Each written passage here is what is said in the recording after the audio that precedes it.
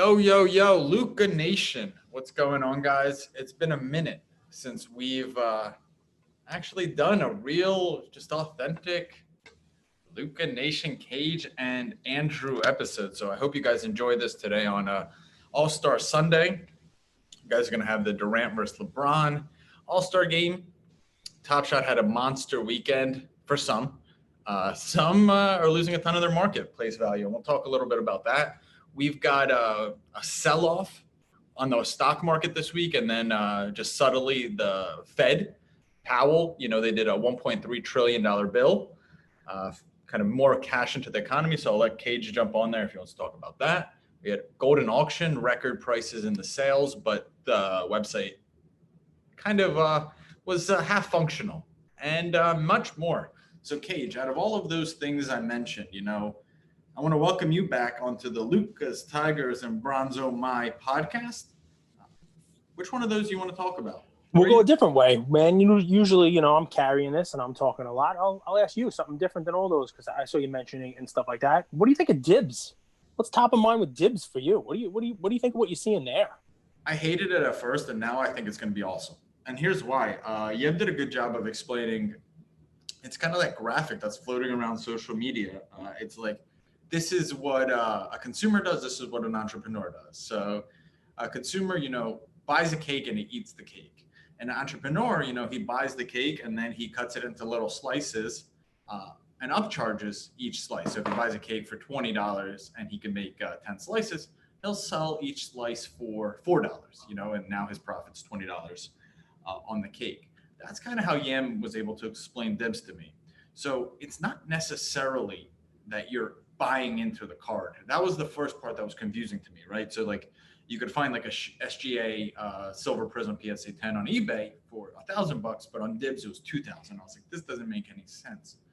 But you're not buying into SGA. Just like you're not buying the entire Apple company. You're buying into a sliver of it, a piece of it. And then you're able to easily trade that.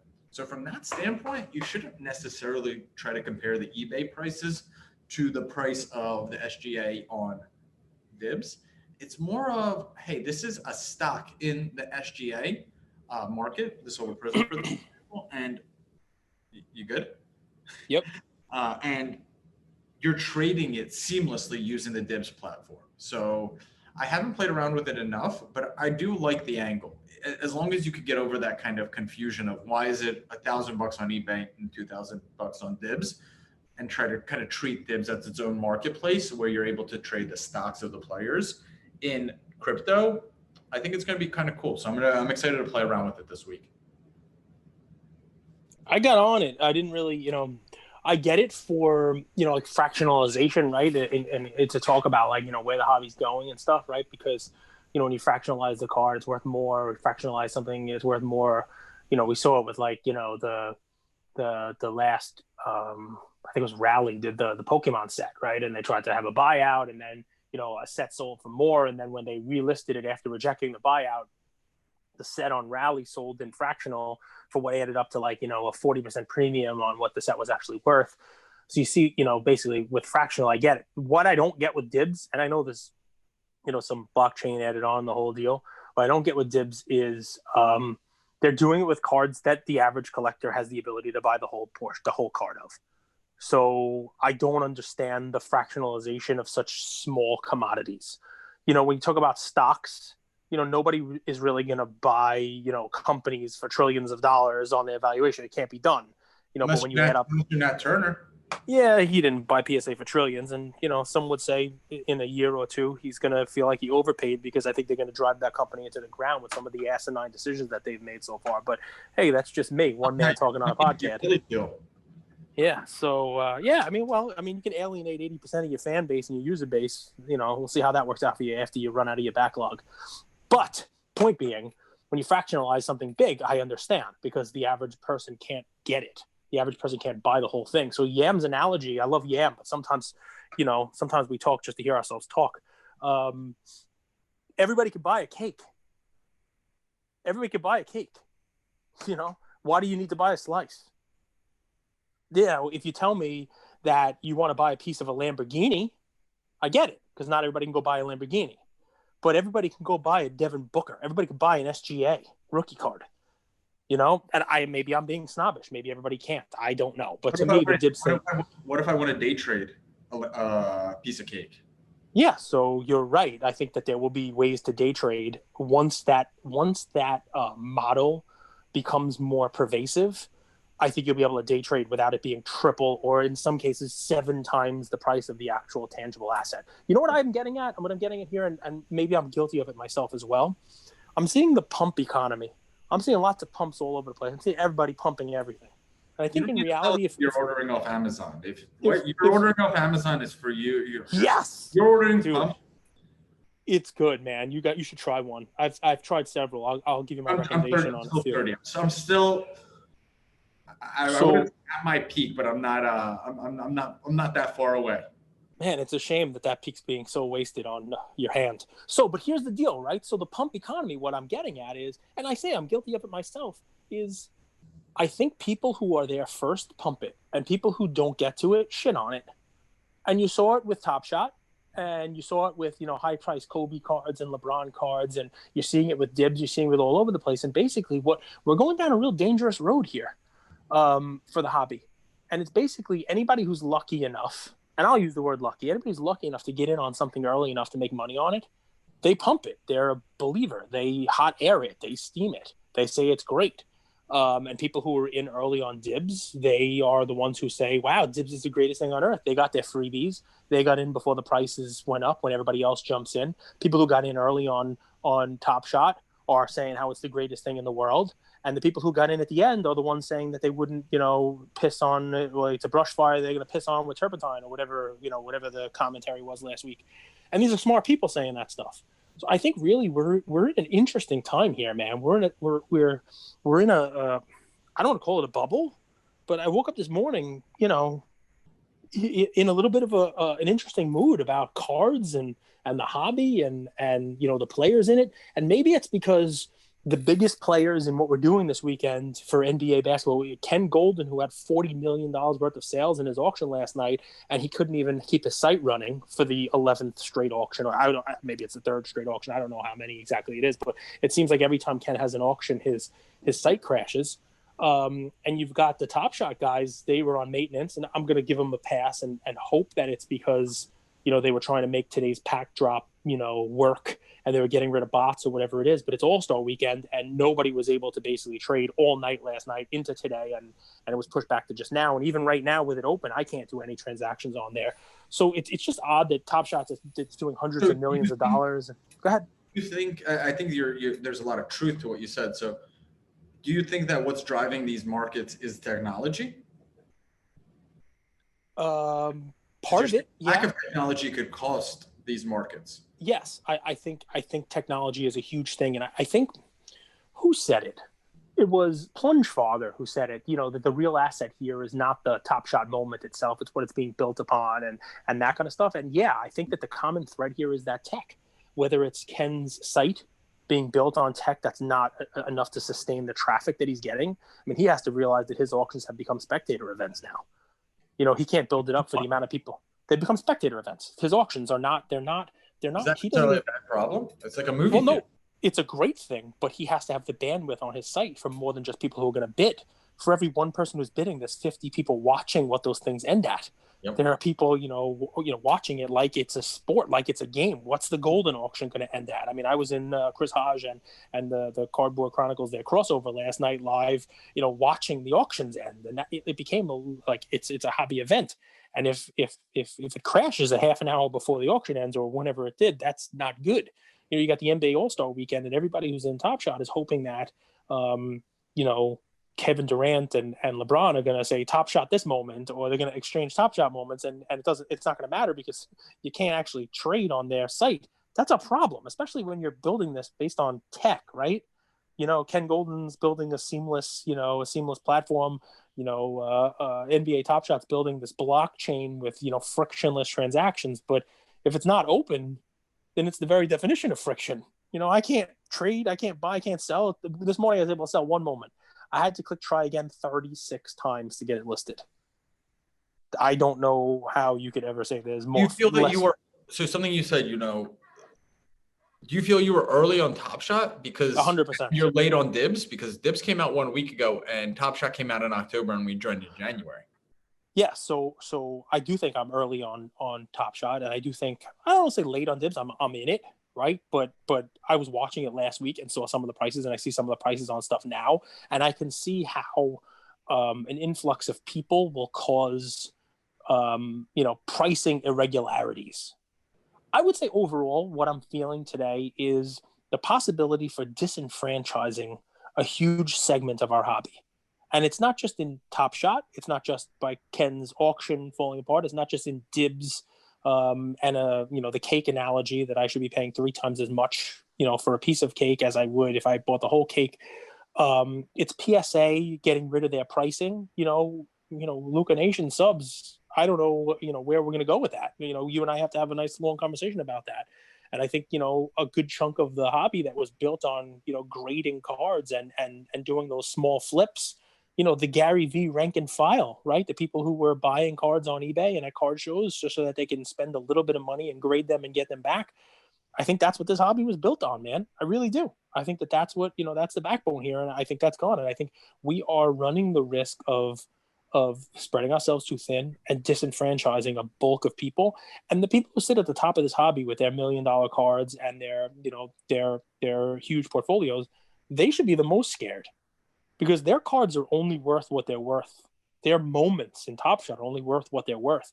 Their Dibs piece of the cake is only worth what it's worth because you have that level below you and the level below them that are looking to try to break into your level, that are letting you flex your big cards to them, that are providing an audience for you to brag to. When those guys are disenfranchised and they cut the bottom of the pyramid out, and yeah, I said pyramid, they cut the bottom of the pyramid out, it is scary to think about how quickly that house of cards may fall. That's how I woke up You this feel morning. the same way, like, when Robinhood shut off buying of like GameStop and those other securities, some people would argue that's like a technological malfunction. Do you see the same, do you have the same kind of skepticism towards Sort of. cryptocurrency and stocks? It's a good comparison. It's a good comparison. I mean, look, anybody who watched Portnoy's entry and quick exit into stocks, right, realizes, the interesting way of disenfranchising people, depending upon how the market treats you. But yeah, the Robinhood thing was an interesting thing. The way they did that with GameStop and shutting down the trading. That's more of a attempt to, I think, change the rules when people are Do you, playing within them. do you want regulation to come into the hobby? No, I don't think it's regulation that's necessary. The vast majority of this stuff is just execution. And it's realization, right? You have people who make these new things, new developments. There's going to be growing pains, right? The PSA thing is a perfect example, right? The guys who bought PSA, they play a different sport than what the vast majority of people who use PSA do. And Ken Goldin, it's a perfect example also. Ken Goldin does not want to auction off your low-end cards. He doesn't. There are plenty of other places that you can take your low-end cards to. And PSA, the guys who bought it, obviously made a conscious decision that they were going to come in and say, we can do just as well, if not better, by focusing our attention on that higher-end stuff, which is the area that they play in themselves. They don't play in the other sandbox. They're not swimming in the kiddie pool. So how about someone like you who has $1 million Top Shot portfolio, maybe somewhere around there with some high-end iconic low pop cards? Which pool do you play in? So last year, 2 years ago, I played in the kiddie pool. The reason why I have the cards I have, and don't get it twisted, right? The reason I have the cards that I have right now. 2 years ago, I did not own a card that was worth more than $24,000. 2 years ago, when I came into this, right? That was, and that was because I bought that. That was because I brought that money and I bought that. And that card didn't appreciate. And it was actually a mistake to buy those cards, right? I was buying smaller cards. I was using PSA. I was submitting hundreds of cards to PSA every month on value subs. I was coloring up. I was playing the game the way that I think so many people out there played it. And I did the same thing with Top Shot. I didn't get into Top Shot and buy a $50,000 moment on day one. I bought packs. I got smaller cards. I sold the smaller cards and traded them up for bigger ones. That was what made this fun. That's what made this hobby easy to get into and understand for so many people. And it seems to me that we may be going down a road where that is not where we're headed. And I'm nervous. I'm nervous about disenfranchising a lot of people. And you combine that with fatigue, right? Goldin's going to go over 40 million. He was 40 million last night. He's got more auctions ending tonight. Heritage had $32 million in sales last night. And we could talk about the Goldin auction also, because there are some outliers there. There's some crazy prices. But I think you're beginning to see a little fatigue also. When you combine disenfranchising and fatigue, you're going to lose people. You're going to lose money that otherwise would have come into this hobby. You combine that with the fact that the world is starting to open up, and people are going to be spending their money on other things.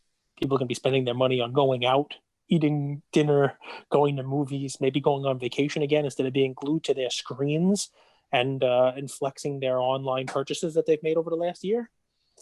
I woke up this morning a little nervous about the hobby. Yeah.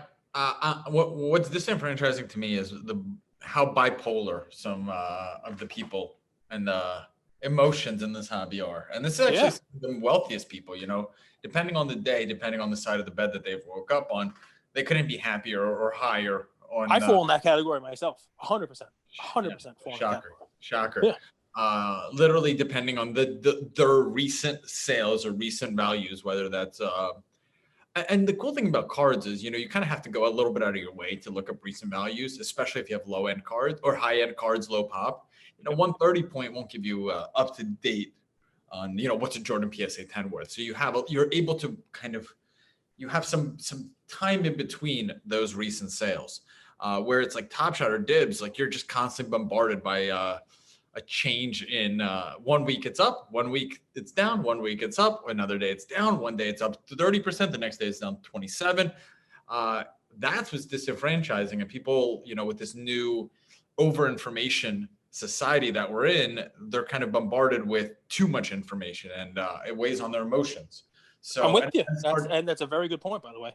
You think some of that has to do with everybody is now just basically distilling their collection down to value? The biggest thing on Top Shot, people get on there, they say, how do I get a moment? They ask, hey, when's the marketplace open? And then the third question everybody asks is, what's that site, so that I can figure out what my account is worth? I just think that people haven't played chess. I think people only think in checkers, like if this, then that, which is great. I mean, that's actually a step ahead. But if you're able to think a few moves in advance, you're not as susceptible to day-to-day or even week-to-week fluctuations, because you know where you're going. I find it very shocking that some of the, in theory, smarter, more successful people on paper are so directionless in their life. Like they don't understand what they're doing it for and why they're doing it. And as a result, they're always susceptible to external catalysts, like the change in prices or a market going down or a new technology. And instead of coming in with curiosity as a kid, they come in with a huge amount of judgment. And that's this, which then leads to disempowering feeling. That's what I've been seeing, which is surprising, because if our elder statesmen of the hobby had more direction and more understanding why they're doing what they're doing, versus I'm just want to buy a card and then resell it for 5 million more. I think that it would be very, very healthy for the hobby. But do people have to have direction? I mean, isn't this just supposed to be something that people are doing for fun? I think having direction is super important, because otherwise you're just a wandering generality. And when you have direction, you know where you're going and why you're heading there. Then, for someone who, let's say they just wanted to make an extra 50,000 so that they could take that wanted. Well, to them, it doesn't matter if Dibs is up or down, or if Top Shot Marketplace is alive and well. They're just like, I'm doing this so I can spend more time with my kids, and I want to make extra money to do it. Or, hey, my goal is to pay off all my debt. And the way I'm trying to get there is through flipping and making money on investments. They have a direction. They know why they're doing it. Or you could even go bigger. I want to buy a vacation property for my parents or for my family. You have a direction. You know why you're doing it. Otherwise, it's a huge change, man. It's a huge change, and it's dangerous. And I'll say it, every time I can, from the top of the mountain. This is a hobby, or it's a hobby. And I don't know when it happened. I don't know when it became this way, but the hobby became the stock market. it became, you know, an alternate asset class, and it became all about value. And it became all about, you know. Well, no, it didn't. You just What, presented a ton of options of why the little guy can't make it by flipping MPSA. So I'm saying yeah, now. So but I mean, that's there's the still thing. people Yeah. that their direction could be, I just want to collect really cool autographs of Kobe, and I don't care what the valuation is. I love those guys. They're becoming much more few and far between. So like there's those guys still are, but the reason why collectors are, why we admire them so much is because they understand value, but they're in it for a clear direction. I want to have a single signed Babe Ruth baseball. That's just that's direction. That's specific, right? Yep. They're not going to wake up one morning and be like, Jesus Christ, this is all going to shit. My Babe Ruth baseball is going to be worth nothing because Top Shot Marketplace is down. My Babe Ruth baseball, I don't really love it because I think I might try to upgrade it. It's got like Babe Ruth he signed so many balls because he was huge, and he created had a bunch of like autographs weren't a thing before him. Yeah, but I mean, because he was so huge, there was a lot of signed stuff, and it's amazing that his stuff is worth what it is. Because I mean, there's still so many of them out there, sort of like Kobe. But I have a Ruth ball, and I'll tell you the negative on it is he had like you know, like a corresponding secretary. He had multiple of them, right? And basically, you know, what would happen is somebody. Kind of like Luca's mom, exactly. So, but he would write to. Has got it going on. There are a ton of Luca's mom. I mean, you know. By the way, Ravel's commentary. People from my generation are going to respect this. Euro Trip, Stacy's mom. Stacy's mom has got it going on. You ever see Euro Trip, Cage? So I've seen Euro Trip a bunch of times. I love when they went to Bratislava. Yeah, it's my favorite parts. But I mean, Luca's mom with a Stacy's mom remix. What I love Ravel's comments on that. You got that Luca National Treasure. You know, it's signed by his mother, and it's got an 88 jersey number cut out for the card. It's not even his jersey, and it's not even his signature, and yet people are paying crazy amounts for it. So, but people don't care. But the point I was trying to make on the Ruth one is, I have a ball. It's the same thing that a lot of people have on theirs. His Ruth's secretary or someone would write on the ball who it was for. Because he was signing so many autographs for so many people, hospitals, kids, you name it, the whole deal, that in order to keep track of where they were going, someone would write on the ball ahead of time to whatever, and then Ruth would sign the ball himself. So there's someone else's writing on the ball. So mine actually says, you know, to Bobby Jones, and then it's Babe Ruth's signature on it. And, you know, my friend, not Bobby Jones the golfer, because that would have been pretty cool too. But you know, I tried to look it up, and he's on like, you know, Bobby Jones. There was a Bobby Jones on the Braves. You know, I don't know who the Bobby Jones person is that it ultimately went to, but my certificate of authenticity says, you know, there's other penmanship on the car on the thing that is not Babe Ruth's, but the autograph itself is Babe Ruth's. You know, like he didn't write the personalization himself. You know, it's in the sweet spot. It's a cool autograph. It's a cool Ruth, but you know, it's not a single sign Ruth with nothing else on it. So it's interesting. It's, you know, I don't mind obviously having a Ruth ball, but you know, I'd love to have one that didn't have that on it, I guess. Some people would say it's pretty cool because it's personalizing and maybe try to find the story. I don't know. But yeah, I don't look at my Top Shot account and say, shit, I got to sell this Babe Ruth ball. You know what I would wish for the hobby is a bit more of childlike curiosity. You know, because whether prices go up or down, we're thinking so short term. We're not realizing like this is kind of cool just for humanity, for innovation, for technology. I'm with you, man. I'm with you. Like more fun. Yeah, like, well, education and learning is fun if you have that mindset, right? Like, yep. One of my favorite community members from Luca Nation is Drake, Champagne Poppy, but this Drake is from Arkansas, and you would think, you know, he's like, he works at a corporation, you know, he grew up in the Midwest. I don't know if Arkansas considered the Midwest, but to me it is. But he approaches every new technology with so much curiosity. Like he always reaches out. He's like, Andrew, you know, would you hop on with me and do a quick Zoom to like talk about crypto or Top Shot or Dibs? And he's always learning. And you always see from him, he's enjoying the hobby so much. He has a lot of the same questions that you just did in the beginning of this episode, Cage.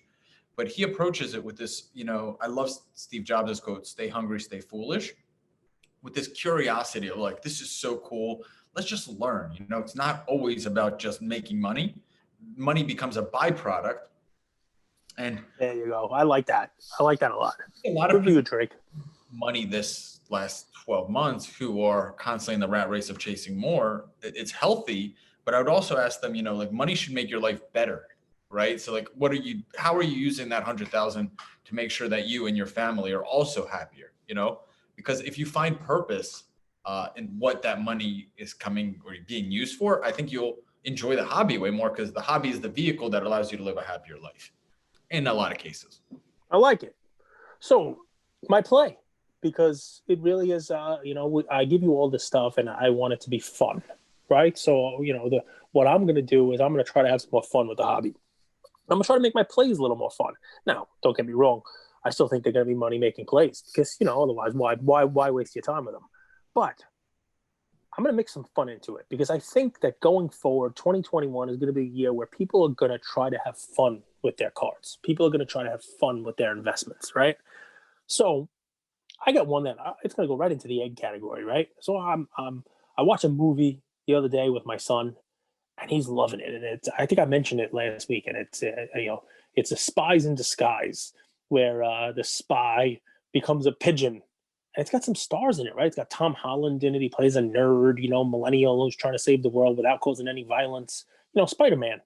But the main character is now one of my son's, favorite actors. He wants to get some other, watch other movies with him because he became a pigeon.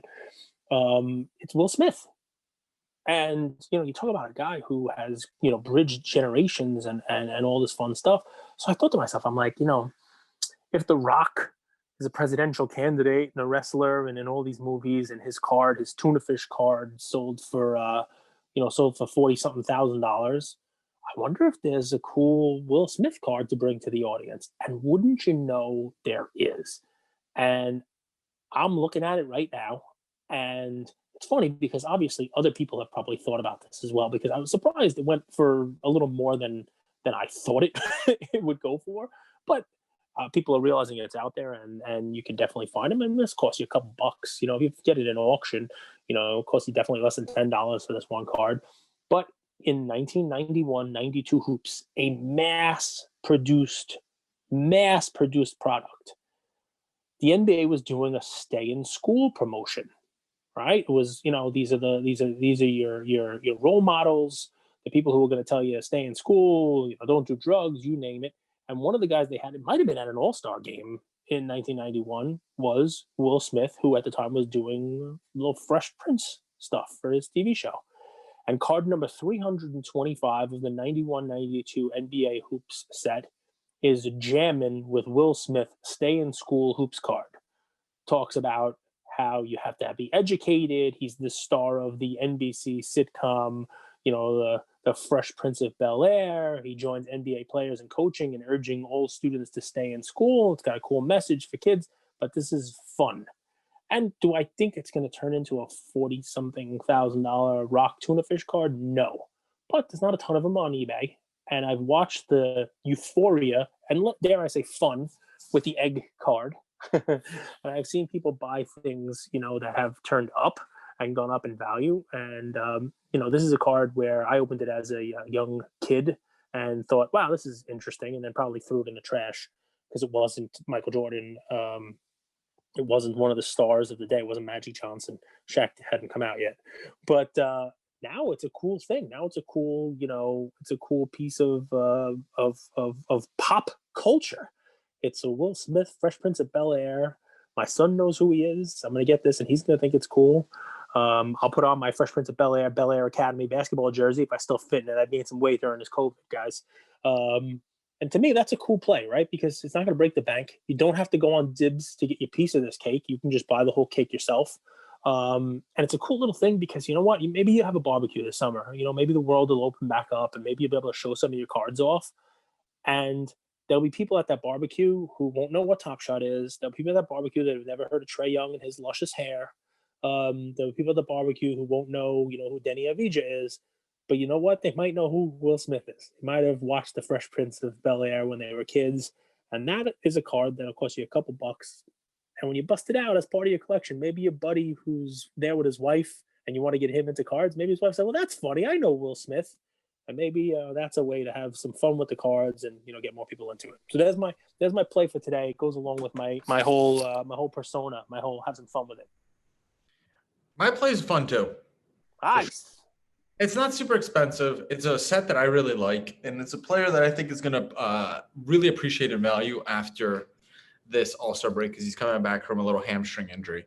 But Cage, I don't know if you saw the $1.9 trillion stimulus package that got passed this weekend. Yes. It's I have to read the whole thing because it's kind of subtle how they passed it, right? Like I don't think they've talked about it too much, huh? No. But I mean, this is what happens. This is how government operates in the dark of night. But I did see in one of our groups somebody mentioned the eBay stuff. Did you see that? eBay changes. So I have to read the bill, which is thousands of pages. But somebody mentioned to me that tucked away the Democratic side in order to recoup some of the money that it's going to be, that they're going to hit e-commerce. They're going to hit the crypto world. They're going to hit online trading world. And they actually wrote in there that payment processors like eBay/PayPal, who normally would only have to give a 1099 for tax purposes to people who are making a combination of $20,000 in payment process and 200 transactions, that they're dropping that threshold down to $600. That anybody who does $600 worth of online payment processing is going to get a 1099 to have to pay taxes on whatever there is. So basically anybody who uses eBay is going to get that. And tax would make it so much easier. Do they not realize? Yeah, but that's not what's in there. But a flat tax would be interesting. There's a lot of self-reporting, right? So I think what people are saying is that there's all this stuff going on out there now, all this stuff in the crypto world, and Uncle Sam's not getting their piece. And the more people talk about NFTs, the more people talk about blockchain, and the more Mark Cuban goes out there and says they're going to accept Dogecoin at games, and people are doing this stuff, the more the central bank wants to go after the decentralized taxes and get their cut. So I'll be interested to see whether or not that made its way into the final passed bill. If it did, it's definitely going to have some ripple effect on the smaller players as well.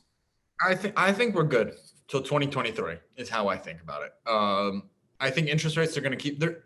What I'd look out for more than anything is when the Fed raises interest rates. So like interest rates have been below 1% basically since 2008.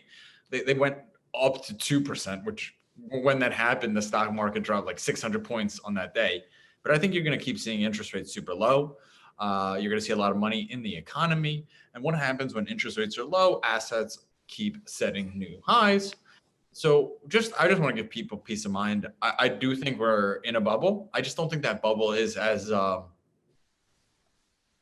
explosive short term as we keep assuming it is. And I feel like because we keep assuming that it's such a short-term bubble, people are making very short-term impulsive decisions, which affect their day-to-day.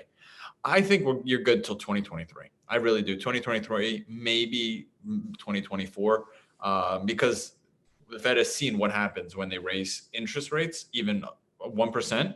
And I think that will really severely hinder Biden's reelection. And they wouldn't do that in the middle of the term. They'll do that at the end or maybe right after re-election, right? That's kind of what happens.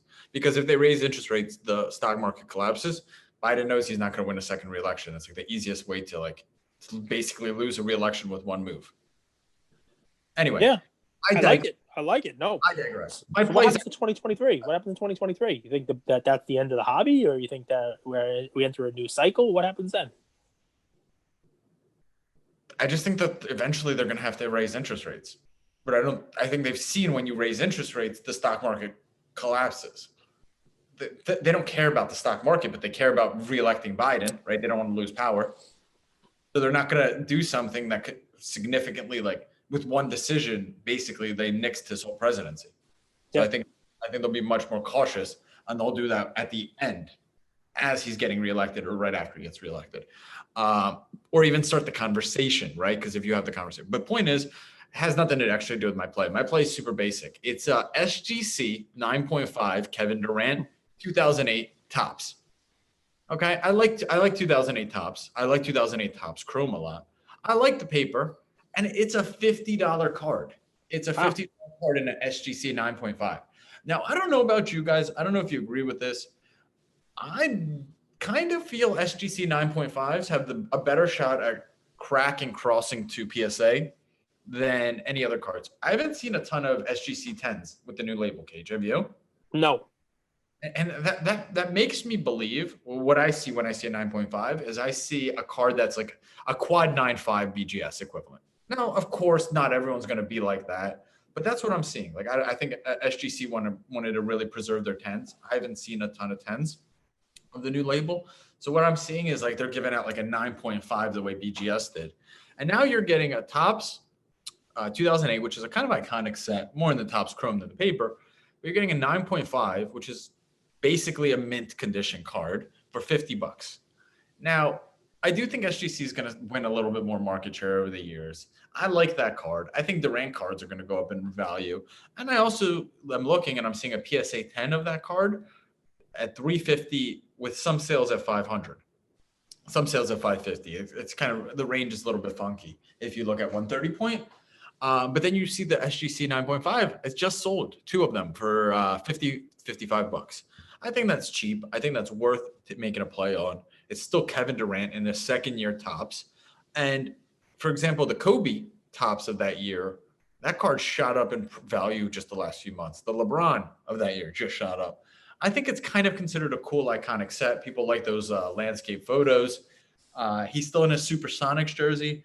And you're getting you're just, I don't know if you just look it up. I just took a look at it. Yeah, I took a look at it. It's a cool card. The version of that card is like $35. So you're paying like $20 more, but you already know a company whose reputation's on the line, who's not going to make errors, frankly, this year, just graded a 9.5. So you're just paying a little bit more than the raw card to know that you're getting a really good condition card. Be on the lookout. There's not a ton of that card out there. I'm pulling for SGC, by the way. I'm pulling for SGC. I'm pulling for all of these great. I'm pulling for HGA. I'm pulling for everybody. I think that is the way we actually get through this stuff. I hope one of them comes out and says not everybody can just hang out in the 9 to 10 foot of the 10-foot pool, and that the vast majority of people are swimming, and that there are, there's a beginner section of the swimming pool, and there are people who are intermediary, and not everybody can play in the deep end all the time. And I want to support the, whichever grading company comes out and, actually has the bandwidth, the wherewithal to do a legitimate product for the masses. Well, if only Ken Goldin was so welcoming. He just, on his Instagram Live said, BGS, SGC, PSA, those are the only companies I will accept at Goldin Auctions. HGA, not for me. Well, give it time. Give it time. I mean, he probably wouldn't have thought about consigning an egg card last month either, but that keeps going up, and the masses, keep doing their thing on that. You never know. As a UCC customer, what do you make about Photoshop Tom Brady cards? Simple error or big deal? I didn't research it enough to really comment on it, but I mean, look, photoshopping is a part of the world today, right? So I think it's dangerous to get into that because people are making huge monetary decisions based on what cards look like. So photoshopping the card itself, I would probably have a problem with. Look, I mean, everybody is trying to stake their claim now. Everybody's throwing up their Mars rover and trying to put their flag down and say, this is my little piece of the turf. Everybody's trying to do that. I just pee everywhere I go. You pee everywhere you go. I have no flag. I just have my liquids. That's why I want to thank you for this, because you just made Jordan's post-production video clip. What moment we're going to use from the episode? Very easy. Your head is going on a dog. There's a fire hydrant somewhere, and you are peeing everywhere. I love it. VaynerMedia. It's down the line. I'm just going all the way through. Listen, you're an acquired taste, man. No, and you guys know. That's why I drink kombucha. That's the real story behind the kombucha cage. The kombucha. Listen, I mean, what's funny about it, you say bipolar. I almost want to apologize to our audience, because you caught me on a weekend where, I really have, done some deep thinking about the hobby, right? And where we've gone. And I watched I was up late last night watching the Goldin live and the crossover with Chris Hodges live. You are watching Goldin's OnlyFans? Goldin, yeah, his OnlyFans account. It was great. Guys, so just quick preview. He'll keep going, but I'm keep cutting him Oh, off. go ahead. This is the one weekend where Cage and I haven't talked for an entire 24 hours. So this is what Yes. happened. This is byproduct. Continue. It's true. It's true. I have to download on our entire audience here. But yeah, I mean, listen, there's a lot of stuff going on. This is a huge weekend. There's a huge weekend in the hobby. It's All-Star weekend. There's a lot of stuff going on. Baseball, coming down the pike, and tomorrow I may wake up, like you said, the bipolar guy, and say, everything's going to the moon. Oh, let me throw one out there, right? I have to tell our folks a little fun story of coloring up. This is what we talk about with coloring up on cards. I want to tell you guys what I did on Star Stock really quick before we let you go, and then maybe you guys can think of this too. And it goes along the lines with like a little bit of overpaying, I think, as well, kind of like the dib stuff and whatnot. Is I sent a ton of cards into Star Stock, a ton of cards in, and there were Star Stock A's and B's and you name it. But I made what was the amount? I think I sold 741 cards. I think I sent a picture to our production team. But I was on there, man. I was spending hours. I was selling my Jonathan Isaac cards for $1.81, and I sold some Kevin Porter cards because I think he's overrated. I'll let Andrew comment on that. If you want to tell everybody what you think about Kevin Porter, Jr. Go ahead. People don't realize how bad the D League is. Like people are like, oh, he's putting up 25, 8-8 in the D League, and I'm like, yeah, that's the D League. That's why they go there. They put those numbers up. He's not going to put up 25, 8-8 on the Rockets. He's going to have a good shrink of like 12 points, 4 rebounded games, but that's not even the point. Like, buy the hype, sell the news, man. Like, as soon as they announced that Kevin Porter's coming to the NBA, sell all your Kevin Porter Jr. cards. Let someone else hold the bag and take that insane risk. So there's another bonus play for you guys. And I sold my Kevin Porter Jr. cards. I sold a bunch of stuff. And I wound up selling, 741 cards and just getting to $2,000. So I tell you, what's the average price of what I was selling? I was selling cards for a dime, and StarStock gets a nickel. So, that's not exactly the preferred way of doing it. But you got to clean out your portfolio and get something for some of these cards. I just sent in a bunch of stuff that I was never going to sell anyway. And that's the key. That's what I'm trying to tell you, why I think StarStock is pretty cool. I went in the basement, filled up an 800-count box of cards, and sent it off, stuff that I was never going to sell. Stuff that one day when my wife told me the basement's a mess, I probably would have thrown in the garbage, just to get rid of and make space in the basement. So I sent them all off. I sold them. When I got the $2,000, I purchased 2 PSA 10s. I got a Zion PSA 10 Prism rookie and a Luka PSA 10 Prism rookie. So I turned my Jonathan Isaacs and my, Kevin Porter Jr.'s and my Denny Avdijas and my draft cards and whatever else it was into 2, what you'd consider legitimate commodities on that site, I like that. That is a cool resource, right? And whether I overpaid 5% for these cards and probably could have taken cash, that we can debate. But I like being able to have a garage sale with my cards, and StarStock was able to do that. And eBay's not as easy, and StarStock was. I sent them the cards, they put them up, people had offers, I accepted the offers. I listed the cards. People agreed to buy the cards for what I put them for. Or I got an offer. I got an email. It's an offer. It's done. Very easy to use. And I was able to basically take other stuff that I wasn't able to use. We don't talk about this enough on StarStock, and when we do our episode, I'll talk about it as well. But it was a cool tool for people who are breaking boxes. You name it. If you have stuff out there, you should probably utilize that, because you can turn the cards in your basement that you don't really love into cards that you actually want. So yeah. There's that little nugget. I don't know if that goes with my whole disenfranchised, rant from the beginning. Disenfranchised about. And guys, just so you know, we have partnerships with some of these companies. We're on some of these companies' platforms. We don't give a F. We're just still bringing you the news straightforward, 100% honest. I think that's why we're the fastest growing sports card podcast out there. And I think that's why Luca Nation Network, which we're building hush hush, is going to be a monster. But think about this.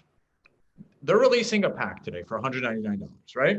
But the marketplace has been down for the last basically 24 hours. Yeah, like a day. Even 72 hours, if you really think about it. Start, stop, and you can't really sell during that time. It's uncomfortable. You list and anyway. Well, what if you don't have 199 in your Dapper? What if you have 73? Well, now you have to redeposit more because the marketplace is down. And that's subtle. That's so little, right? But that's actually what you're redepositing is like, what's that, 130 in this scenario? What's that? 13x what you would have deposited before for a $9 pack.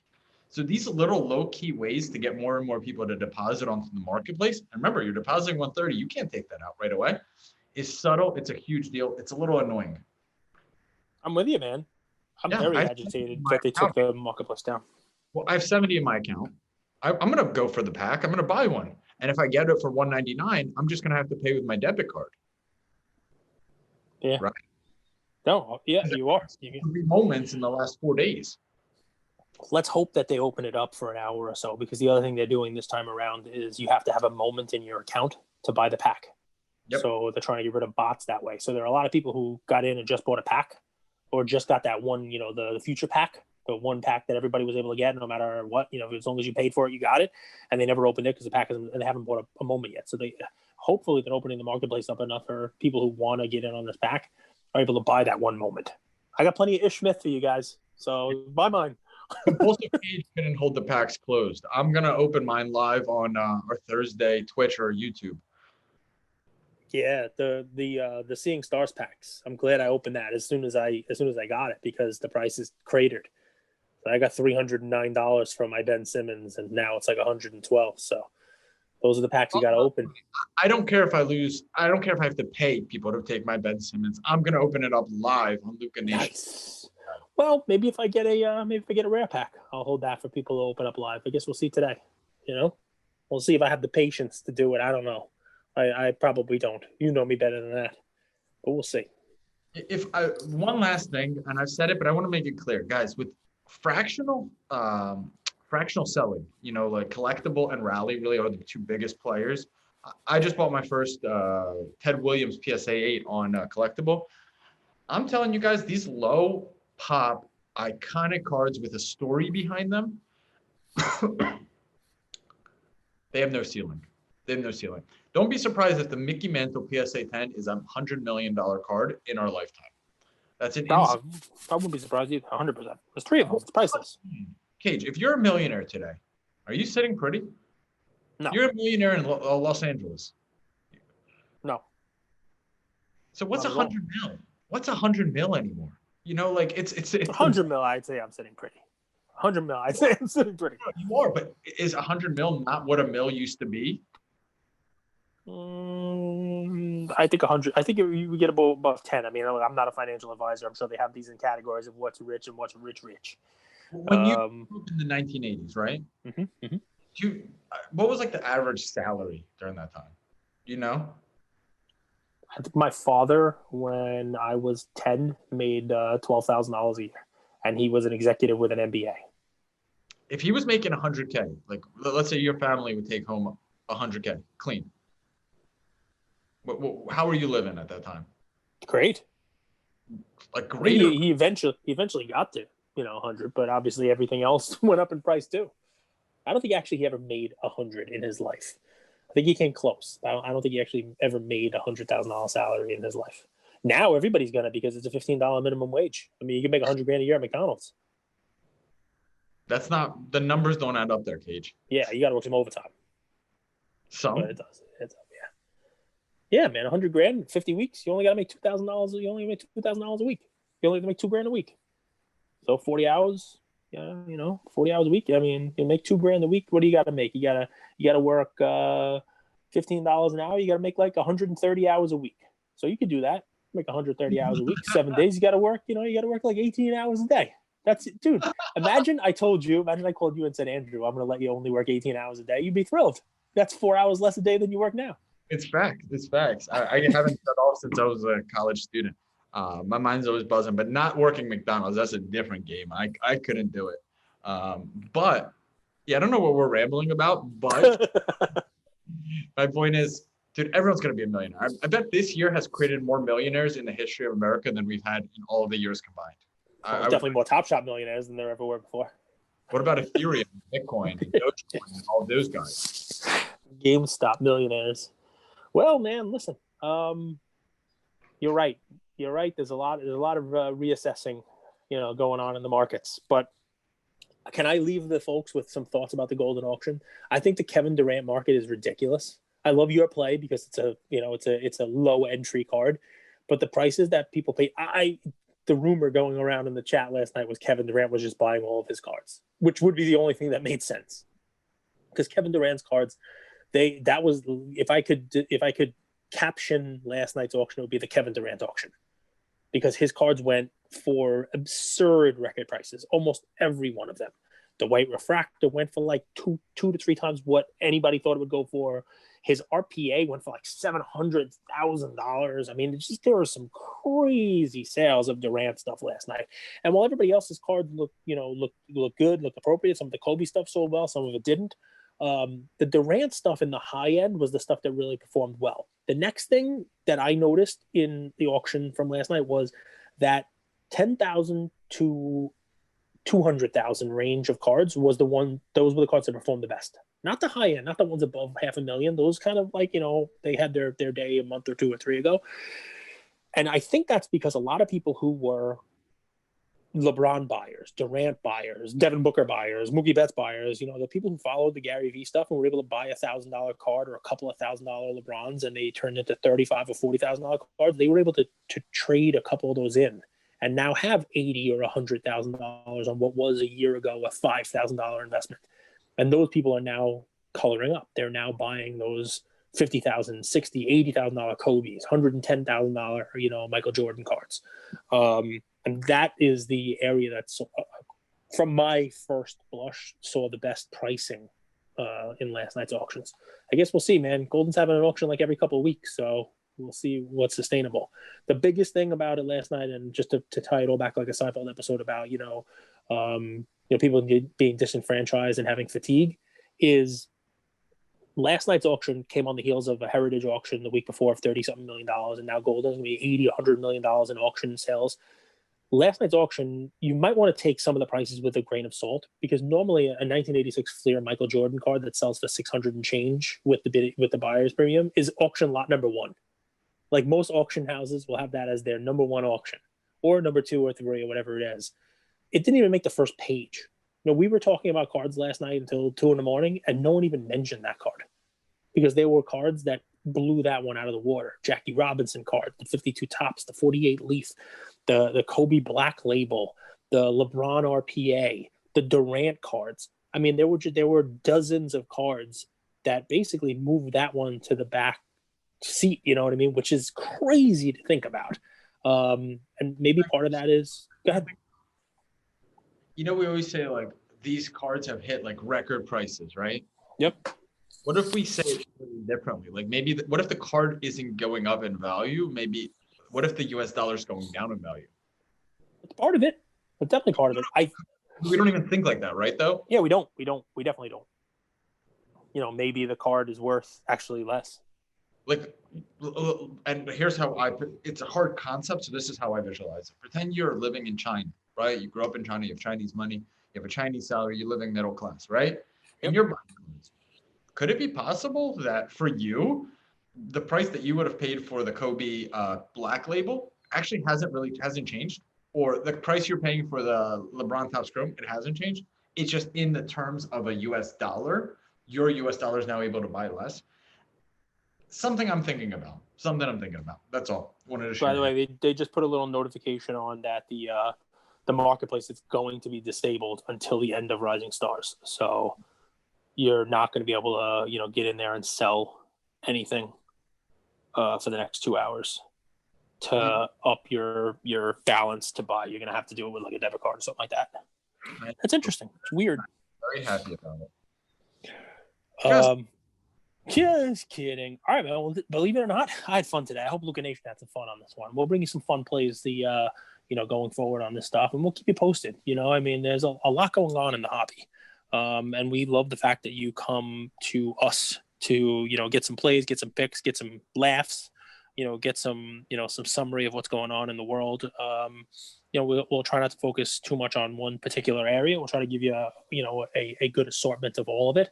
And, we love you guys. Thanks, Luca Nation.